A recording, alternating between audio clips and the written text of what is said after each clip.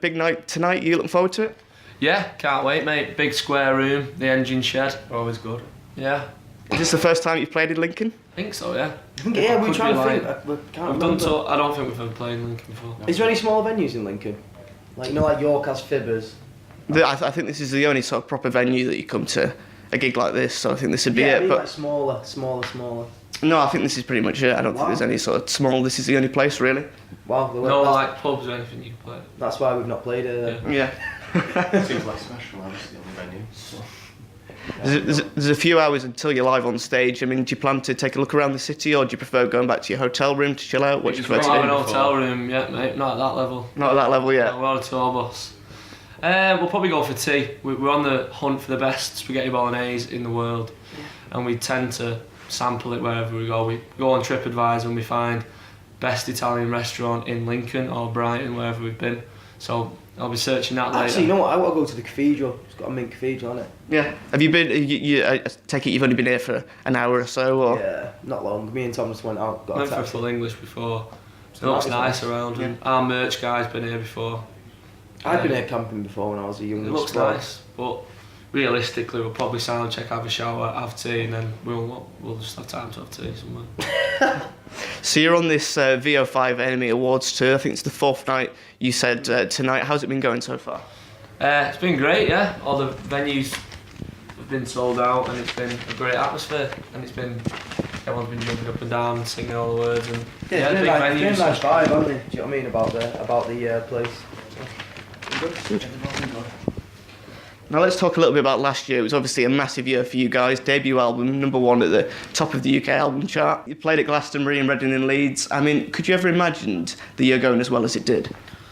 I mean, we always had high hopes for the band, but we never saw it as a career choice. We just saw, let's see how far we can take it, because we all wanted to work hard and we believed in the songs and we enjoyed spending time with each other, like most bands who I'm into started out like that. So, I mean, But now we want it all, don't we? yeah, we always wanted to have loads of people singing our words back, because we felt like that's the kind of band we were, and big choruses and uplifting kind of music. So, I mean, as soon as things start going a certain way, like we got great management and a booking agent after about a year, we kind of, do you know what I mean, we wanted like to be as big as we possibly can. So, but I suppose you never really ever can say, yeah, we're gonna have #1 album, blah blah blah. You just don't think that far ahead, do you? Like, just even having an album is a big thing, I suppose.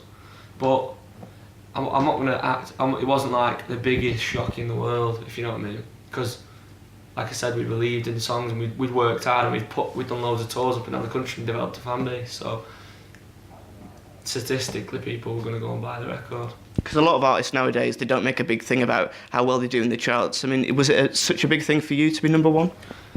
It was more the fact that we had an album out and it meant something to people. I mean, if it had gone in the top 10, we'd have still been delighted. So it's not the be all and end all. It was never going to make or break our career getting to #1, but we're very proud that it got to #1. Do you know what I mean? Yeah. So, yeah, it's just good that a band can get to #1, I suppose, isn't it? In this current climate. And there's been a lot of, well, exactly, because there's been a lot of talk in the last decade about the sort of decline of rock bands, you know, managing to break through in the UK. Obviously, you're an exception to that rule. What would you say the state of indie and rock music is like at the moment in the UK? I think there's always been bands who'll break through and do something, do you know what I mean? So, I don't know, I just think now, because there's so many platforms and there's so many different types of music breaking out into the mainstream, that people just want to moan and go, oh, there's no guitar ones, when there is. Do you know what I mean? Yeah. Like, There's loads. Catfish in the Bottle Men, Cabbage, the Amazons. Even loads of upcoming ones that no one really knows of yet because they've not been a band long, or do you know what I mean? Like, a few of them could possibly get to a place where we're all, we're going now. So it's just a matter of time really for them to break through the kind of underground scene. And the ones that really mean something to people will break through and connect to on like a different level, which doesn't happen all the time. Do you know what I mean? Like, when Arctic Monkeys broke out, there was, how many other bands was there breaking out at that time, like Pigeon Detectives and stuff like that? But who cares about them now? No one. But they probably do. They probably play like decent sized venues, but it's not like the level of the Arctic Monkeys where it's some people we love the Arctic Monkeys, like absolutely adore them as a band. Like I don't know anyone who would adore them like that. Do you know what I mean? It's not like I don't mean any offence. I just mean the next. It's like they're not going to be headlining Glastonbury. Like bands cross over into that thing where they mean something to people, like Oasis do, like Kasabian do, Arctic Monkeys. Probably Capturing the Bottom End do to people now. Do you know what I mean? But apart from that, no one really jumps out in the last 10 years to me.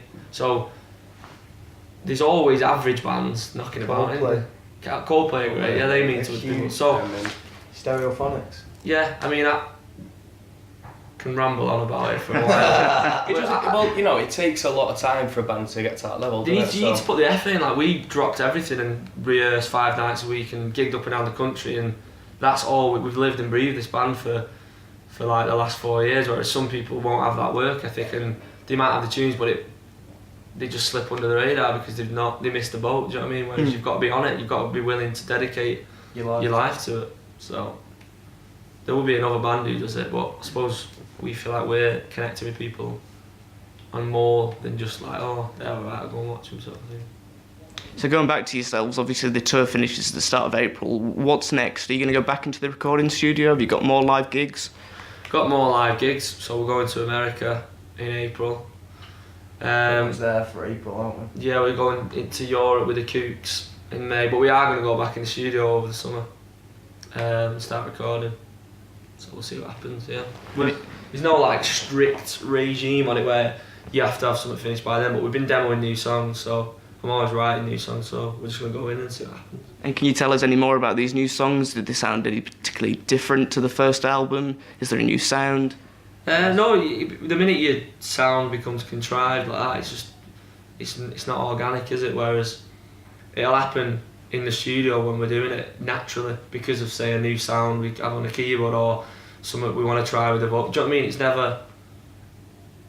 You don't know. You don't want to pen yourself in, do you, to a small thingy. Look at Arctic Monkeys albums, I know we keep going back to that, but if you look at like their sound, do you know what I mean, from there first. And it'd be quite like the first, but we're willing. Yeah, we're into like R&B and stuff like that. So with these moments where we'll try different things and we're into messing around with different sounds that you wouldn't normally do. So yeah, who knows? I think it'll be an extension of the first album. Yeah, we're not going to go too mental and just do something completely new, but we're going to try and elaborate on the first album, but keep it nothing too mental where people will be like, what is this? Just 1 minute, kind of bring it back in. Yeah. Really good, looking forward to it. Excellent. Well, I look forward to hearing it, and good luck for tonight, and thank you for talking to me. Yeah.